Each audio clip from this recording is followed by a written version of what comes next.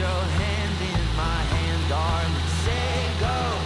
Keep your eyes on the horizon, stay gold.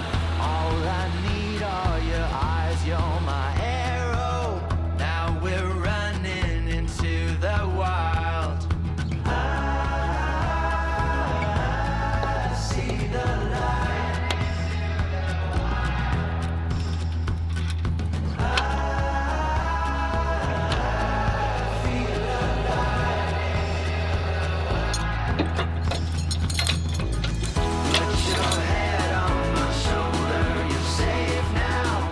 When the rain comes, we'll head for the high ground. If the stars watching over us fade out, What's up, everybody? Welcome back to the channel. My name is Josh. This is Overlanding Now, and today I want to talk about the ultimate overlanding base camp. Behind me we have a 2021 Geo Pro 19 BHS. It's a mouthful, but that's what we decided to go with over a teardrop camper. What I'm going to talk about today is why we went with a larger camper over a smaller camper. I'm going to show you some of the specs and go over some of the interior with you so you kind of know what we're working with. I'm going to talk about why we decided that this was the best option for us to travel. I'm also going to go over, can the Gladiator actually tow this thing? There's been a lot of speculation about that, and I have some real life experience I want to share with you. So if you haven't already, subscribe to the channel so you can come along for the adventures. Like this video if at any point you feel that it was helpful. Share it with your friends if you're into that, and I'll see you in a second. So first things first, what I want to talk about today is why we decided to go with a much larger camper than a teardrop. For us, extending our travels and being able to travel greater distances for a longer period of time required that we get some type of camper. We had been going back and forth on a teardrop the entire time my wife was pregnant. And I had gone so far as to even build a teardrop. I was working with a company. We had a great deal going. But once I held my daughter in my arms, I knew that a teardrop camper wasn't going to provide everything I needed when we travel. So unbeknownst to you, we have jobs, we have careers, and those careers require us to be available at certain periods during the week so we can have our conference calls, our Zoom meetings, you know, all the things that the coronavirus has given us. Well, now as we travel and we want to stay gone for a longer period of time, we needed a good place to do those things at. On top of being able to teach Cohen, during the school year we traveled and we had to teach him at the dining room table in the camper. So all of those things is what we had to take into consideration when we were talking about getting a teardrop. Now, the teardrop we were looking to get was, I believe, 6 feet by 8 feet. And it had a good sleeping space. My biggest priority in the beginning was I just wanted a safe place for my daughter to sleep when it was raining or it was snowing, it was cold. I just wanted some type of enclosed thing that she could be in. Now, as we started to think about, okay, well, we just need an enclosed camper, we just need something that we can sleep in, that she's safe in. Then once we had her, I was like, okay, there's a lot more to the baby than just the baby.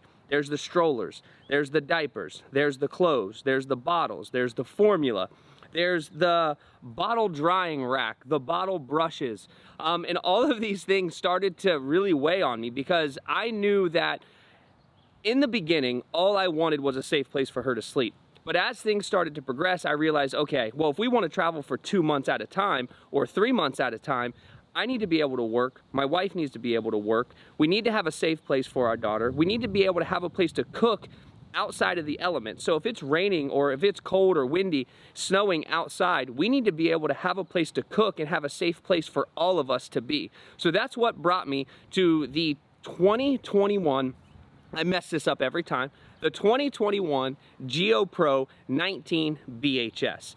Now, this camper in itself is 19 feet long. It's roughly about 8 feet wide and it weighs 3,500 pounds, which is much larger than the teardrop camper we were looking at. And obviously it weighs a lot more and it does require a completely different setup in order to tow it, which is why the Gladiator is what we tow it with. So all of those things that we started to look at and we started to take into consideration as we were attempting to make a purchase of a teardrop, Then this thing popped up, and that's when it got interesting. So what that did is that kind of brings us to the capabilities of the teardrop. Or I'm sorry, the camper, because when we were looking at getting a teardrop, we knew that the teardrop was extremely capable off-road. It could go anywhere that we went. We knew that it had a fully articulating hitch, 3,500 pound timber and axles, and all of those components that make a true off-road camper or an off-road teardrop. Well, this thing is marketed as an off-road camper. Now, I'm not going to say it's not an off-road camper, because it does give you the ability to boondock or to camp in places where there's no running water, no electricity, and I'll get into all that stuff in a second. But this is not rated truly for off-road. Now, it's marketed as that. This has a solid axle in the rear, and I wouldn't even call it an axle. It's just two mounting points where the wheels mount to the frame. There is no suspension whatsoever. So when you start talking about taking this thing on some serious off-road trails or even a really bumpy gravel road, what you have to take into consideration are these campers, as much as they may be marketed as such, are not intended to go into serious off-road conditions. And that was something that I had to weigh and I had to consider before we purchased it, because what I didn't want to do is give up the ability to go camping in these super remote destinations, sit around the campfire, just get in your truck and go and find those camp spots. So that's when we decided, okay, you know what? With the Gladiator, we're gonna make it a full off-road capable mission vehicle, and I'm gonna have a tent on it, because I prefer more than anything to camp in the tent. But that's not always going to be possible given the conditions, the climate, whatever it is, and we need to have a place to come back to. So the Gladiator is set up completely for overlanding. It has the rooftop tent. I'm putting the fridge in it this weekend. All of the components that we had in the JL are still going to be capable on the Gladiator. So when we find that destination we're going to stay at for a week, we can park the camper, whether that's at an RV park or elsewhere, hook up to hookups, have the things that we need, and then we can go out and explore the backcountry and explore the mountains and do our camping, but still come back to a safe, clean environment that we can regroup, edit videos, work, teach, and then move on to the next destination. Now, the Geo Pro itself does have some pretty awesome features, which is why we ultimately went with this camper over others. It has 30 gallons of fresh water that you can carry. Now, if you're new to this and 30 gallons sounds like a lot, it's really not a lot. We typically carry 14 to 16 gallons when we're just in the Gladiator, and that's gone in realistically a couple of days. So you have to be very conservative when using your water. It also comes with a 100-watt solar panel on top. Now, that 100-watt solar panel powers 2 lead-acid batteries that are up front. And those are right behind the 2 20-gallon propane tanks. So you have all of your heat, your stove, everything is ran off of your propane tanks. All the rest of it is electric, and that is ran either off of shore power or you can hook up to your lead-acid batteries. Now, you can get a lithium-ion option. We did not at the time when we purchased. That is something we will probably upgrade to, but for itself, just the camper itself is a fully contained unit that you can take and boondock in very remote locations for an extended period of time. Now, it also has a 1,000-watt inverter, so it takes all of that power from those batteries and you can use it for your outlets and other things inside the camper.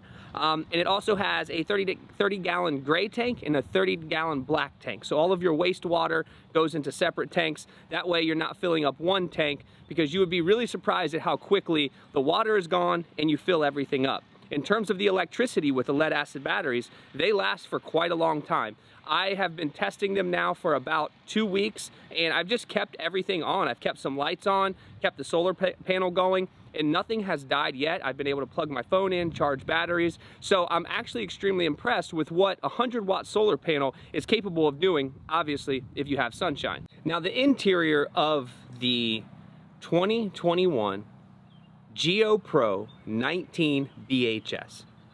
I'm gonna get it right. At some point I have to get it right.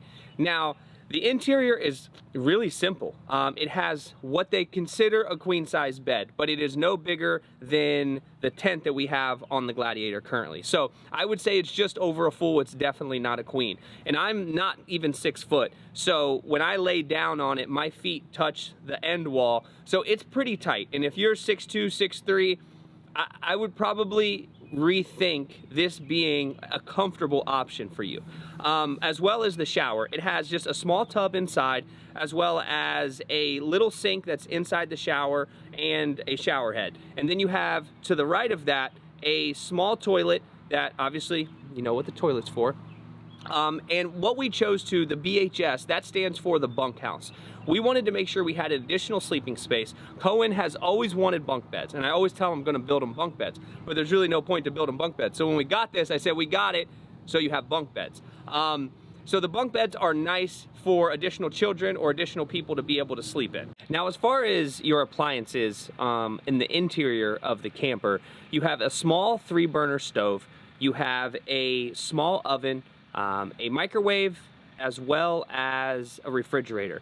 Now, all of the appliances, the gas appliances, are your stove and your oven, and as well as your heater for the interior. So all of that's ran off your gas. Now, these things aren't very big, but they do provide you an opportunity to cook, and it's, you know, my camp stove is only 2 burners, so you do get an additional burner, and it all runs off of the propane. Now, the microwave and the refrigerator are both also really small, and those are creature comforts. We have a refrigerator in the Gladiator, but we also, you know, a microwave is something we don't ever even use, but it's something that comes with the camper, as well as that dining room table does convert to a sleeping space. So if you wanted to convert that to an additional sleeping space, that's also an option that you could do with the Geo Pro. Now let's talk about the Gladiator and its ability to tow. I think this is a question that a lot of people have. It's a question that I had before I bought it. I know that the Gladiator is rated to tow 7,500 pounds. So I'm giving this opinion, and I'm extremely biased. And the reason I'm biased is because my everyday driver is a Ford F-250 Super Duty. It has a 6.7 liter Power Stroke turbo diesel. And that's what I do all my towing with. So when it comes to towing, I am extremely spoiled. We tow extremely heavy trailers. We tow our boat. Everything that we tow, it's super, super easy. So when it comes to towing with a V6 versus towing with a V8 turbo diesel, obviously, it's to be expected that you're going to have a dramatically large difference. So one thing I will say, if you're used to towing and you tow with a much larger vehicle, the Gladiator is going to feel like a dog. You are constantly in 6th gear, maybe 7th gear, and that's even cruising down the highway. You're always running at a high RPM. You're burning gas way more than the Gladiator or the JL. Any Jeep burns gas. So that's also something that you need to think about. When I drive this Gladiator, it's lifted 3.5 inches. It has 37-inch tires. When I drive the Gladiator, I'm getting between 13 and 14.5 miles per gallon. The second I throw this camper on, and mind you, it's 3,500 pounds, and it has about a 500 or 350 pound tongue weight. So when you throw this on, I immediately go down to 7.5 to 8.5 miles per gallon. So as you can imagine, you are refueling much more, and the motor, yes, it can do the job. I would not recommend towing 7,500 pounds with this Gladiator. I know it can do it. I know it's capable of accomplishing the goal, but it's not comfortable. So if you're used to towing with a bigger truck, this is going to seem terrible to you. But if you're not, then you can deal with it.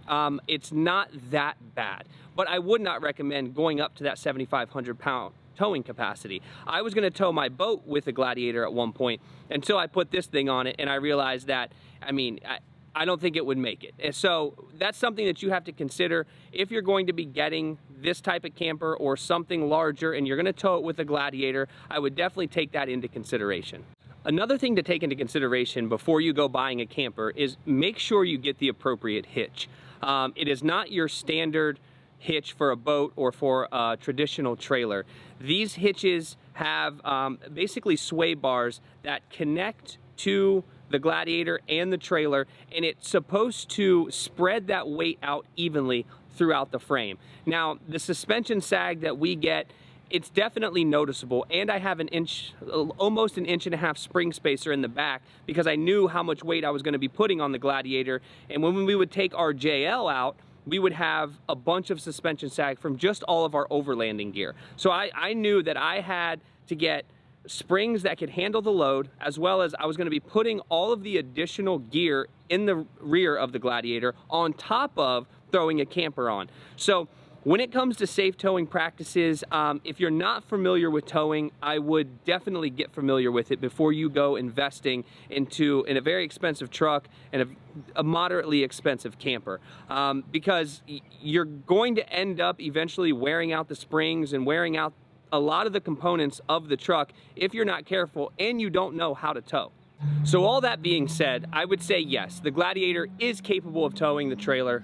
It's not impossible to do, but you do have to understand you do have some limitations with the V6. This is the same motor that was in the JL. So, and I have my phone in my hand and it keeps putting this glare over the camera. So I'm sorry, put it away. But it's the same motor that was in the JL. So before you go thinking that you can tow big, heavy trailers with this just because it says it's rated for 7,500 pounds, you have to take into consideration your fuel economy, what you're gonna do to the suspension, and how far you're actually gonna try to go. So after taking everything into consideration and realizing that, you know, the Gladiator was gonna have its moments when you're towing, that we needed something bigger, this is what we ended up with. And this for us is the ultimate overlanding setup. It is the ultimate overlanding base camp. I'm sure you may have a difference of opinion and that's totally fine, but for us, this suits our family perfectly. So if you guys have any questions about the Geo Pro, I had a lot of questions when I was starting to go down this rabbit hole, and I reached out to a guy on Instagram. His name on Instagram is Driving Everest. I'll put that right there. Now, Driving Everest has a very similar setup. He has a Gladiator with a 20-foot trailer with a slide out, and it is also a Geo Pro. And he gave me so much information, and I would be happy to do that for you guys too if you have questions. So if there's anything, just please let me know. Like the video if you haven't already. Subscribe to the channel so you can come along for the adventures, and we'll see you on the next one.